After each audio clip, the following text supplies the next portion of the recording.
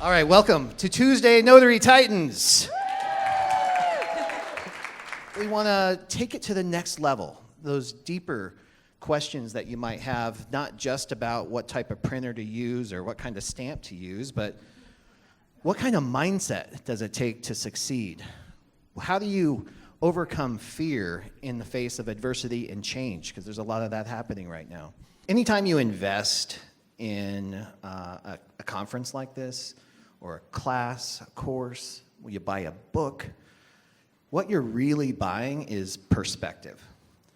And right now you've got, I don't even want to count the years of how much perspective this panel can offer you right now. This is the time to ask those really difficult questions. So the question is, what advice do you have for someone with a new idea for a product or service in our industry? Oh, I love this. Okay, you got a panel full of innovators up here, guys. They have literally taken their knowledge, their experience, and turned it into something. So, Nick, you're a recent innovator in this, too. Starting out as a loan signing agent, evolving that into the Notary e-journal. You want to take a stab at that question? Great question. Being a loan signing agent and being very busy at multiple times and the ebb and flow of this career, I started to realize pretty quickly how painful the journaling process was in general, just having the journal. And what I quickly noticed is the people around me, the notaries around me, were either doing it incorrectly, and so they were no longer compliant with their state law by doing things like little hash marks and lines and arrows, and the journal looked like a whiteboard. Or if you did it correctly, like I would do, you'd have to prep your journal the night before, and it would just be a pain in the butt because you didn't want to spend that much time in front of people having to journal correctly. And I quickly realized how much that sucked, I guess, if I have to be as frank as possible. So it got the wheels turning, and I said, well, let's see if we can put something together and fix the problem. And so really what it was finding out what the problem was through trial and error, through my own experience.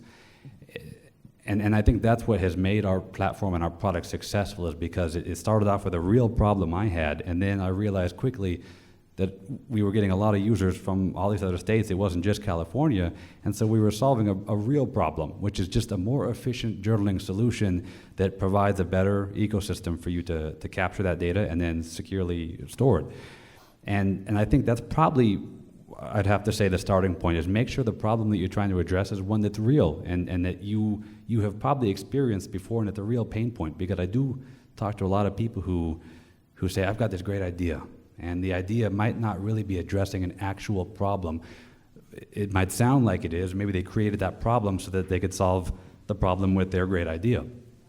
And that's, I think, the genesis of something that would be successful in the long run is find out what makes your job, your life a little bit more difficult, and then find a way to fix it or better it in any capacity. And then if you're able to go from there and create a platform or put it in front of people where they can experience that same type of time-saving trick or technique that you used, and then you start to see, gosh, you know what, this is a real problem and we're helping address it. That's, I think, where it starts. But I can't give you like a specific, well, go to this website and it tells you how to buildanidea.com, and then that's what you do to build your product, because it really comes from just dealing with these problems yourself and finding a way to fix it. And if you can do that, you can really touch a lot of people in a positive way, and that is what really makes it feel good. Thank you. Awesome, Nick. That's great advice. Does anybody else in this room have an idea, or have you started something? You've got an idea for that journal or that new stamp or that new car magnet? We're in a room full of ideas, and I love the testing idea. And I want to pass it over to Sue real quick, too, because, Sue, you had a very similar story as far as innovation goes. I'm getting my exercise. Okay, I'm going to stand up because I feel really small. But, okay, who likes to do accounting? Raise your hands. Ooh, there's some. Thank you. I love you guys. We love you. Okay, how many of you buy things and have receipts? How many of you do anything with them other than throw them in a shoebox? Right? Okay, there's only a few. I NotaryAssist came about because I couldn't get my taxes done on time. I had a shoebox full of receipts of all the things that I bought that were tax deductible, but they just sat in a box over there. And my wonderful husband would knock on the door. When are you going to do your taxes? Later. I've got 10 appointments. I can't worry about it right now. I've got to print documents. Don't bother me. I had to tackle that box. Well, my husband solved it for me. He didn't want to wait anymore. He goes, put it in here every day. You'll be fine. Okay, so I did. And this worked so well, I decided I was going to get a table at the NNA Conference in 2007, and we were going to sell it to other notaries. Yay! We were terrified, but it worked. And now we work with notaries across the country, trying to help you get rid of your shoebox. Because the shoebox doesn't help you, but the software will. So being able to do it, we were terrified. We didn't know what we were doing. We'd never been business owners before, but we liked what we did. My husband was a software guy, and I was a notary, and I loved it. But I did not like the bookkeeping of it. So I had to figure out something that would make the bookkeeping easier and fun and not take up all your time. Because you would much rather be with your friends or your family or doing what you really love. So we try to make it quick, simple, easy. Solve the problem. So if you have something like that, solve the problem. Whatever you can do, I encourage you to try. You never know what you might find. I didn't know what I had in 2007, but I'm still here. Yay! Hopefully you guys still like me. And it's my pleasure to work with you every day. So just try to do it. Just do it. You never know. Hope that answers. I love that. I think there's a belief that we have to have it all figured out before we start, and none of us did that. Most of us, as entrepreneurs, are figuring it out as we go. There's a lot that you can do outside the notary umbrella as well, too. I'll just share really quick. One of my favorite ones right now is Turo. Has anybody heard of Turo? It's like Airbnb for cars. I was a customer first in 2012. I was a customer because I was so frustrated with rental car companies because I was broke. All my businesses had failed, and they wanted to take out a huge deposit on my debit card. Every time I wanted to rent a car, I couldn't afford to rent cars.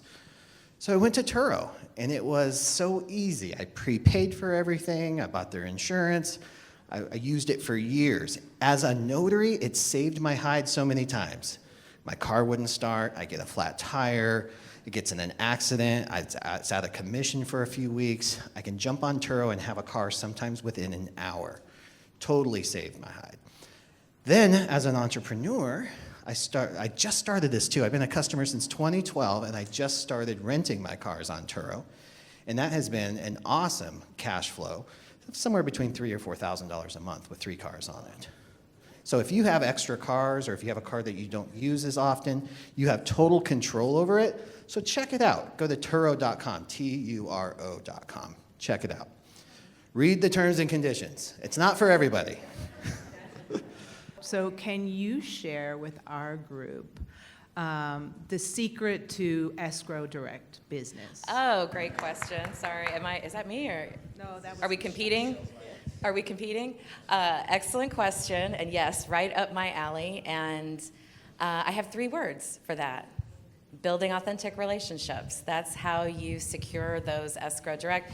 Everybody I've talked to in the last 2 days, the questions I'm getting is, why aren't the signing services calling me? What's happening? You know, as in any industry, there's ups, there's downs. Mortgage industry is in a little bit of a slump right now. Let's just be honest, right? We're all worried about it.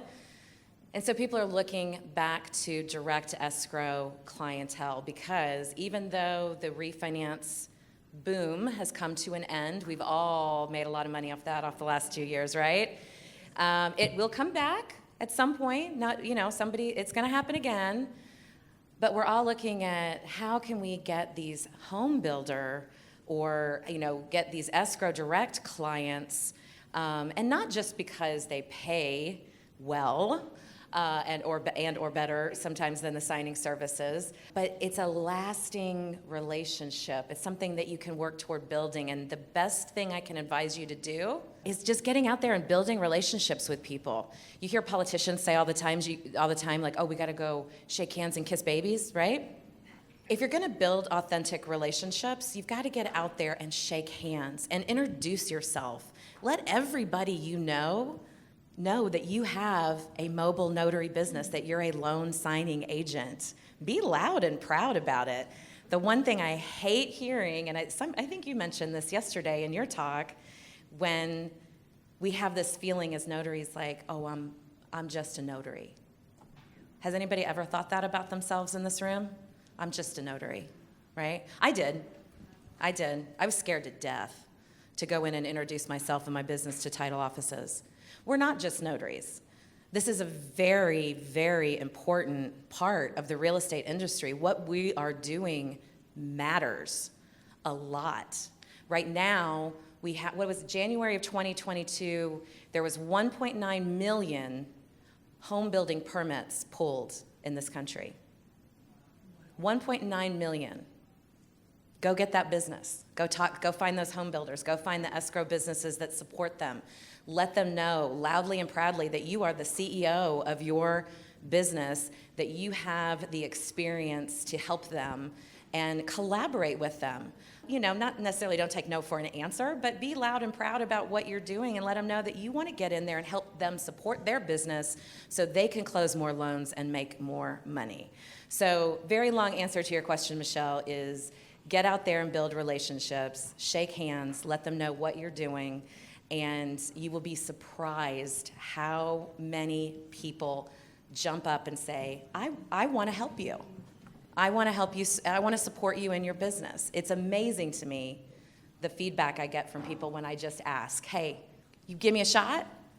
I'd love to help support your business. Sure, you know, we just get afraid to ask. So thank you for that. Guys, remember that we've got to wrap up here, but remember I'm going to plant a seed for you that you probably already know exactly who you need to know to make this business everything that you want.